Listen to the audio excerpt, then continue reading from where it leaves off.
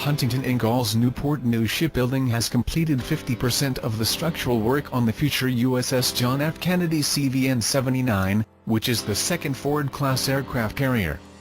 If everything goes well, the massive 100,000-ton ship will be launched in 2020.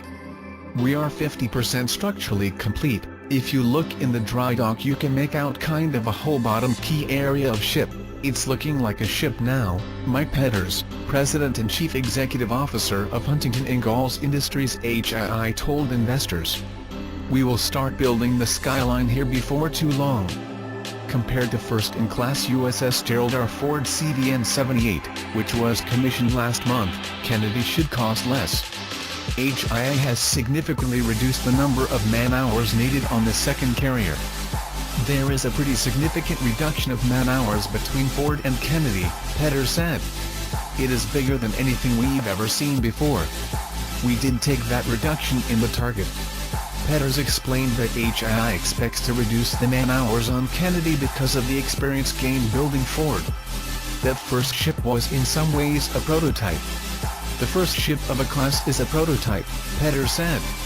And we talked about how the first production unit is the prototype and how that's different than a lot of folks who build prototypes and then go to production after they build the prototypes. The Ford-class design and now set hitch mean a stable set of blueprints. As we went into Ford, we were operating for the first time. We were operating with a digital design and a 3D product model. But it was not complete when we started that ship, Petters said. As we started the Kennedy, the model was complete. When we started the Ford, as we went through that project, the bill of material because the design wasn't complete, the bill of material wasn't complete. And so as we go into Kennedy, not only is the design complete but the bill of material is complete. Those two factors alone will drive reductions in the cost of the program that we think are fairly significant. HII has been trying to improve the processes on how to build the CVN-78 class since the first day Ford started construction. The company has incorporated those lessons on the second ship. When you go to Kennedy, the craftsman says, the computer said to put the hole in that spot, I'm going to go put the hole in that spot. I know it's right, because it was right on Ford, Petters said.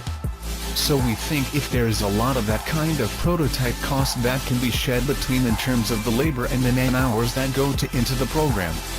Right now, HII is taking cost reductions on Kennedy on faith.